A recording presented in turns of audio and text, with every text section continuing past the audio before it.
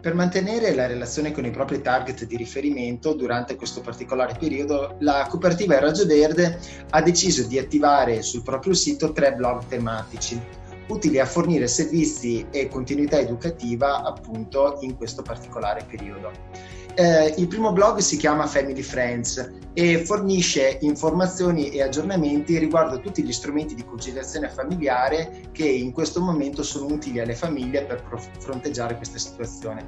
Quindi andiamo dai congedi parentali al bonus babysitter. Il secondo strumento, il secondo blog, che è quello che onestamente ci sta anche dando più soddisfazioni, che sta ottenendo maggiore successo, è Piccoli Contatti. Tati è il piccolo draghetto che attraverso una narrazione accompagna la fascia 06 nella continuità educativa a distanza. Il terzo strumento che abbiamo individuato invece è il Centro per lo Sviluppo della Didattica a Distanza.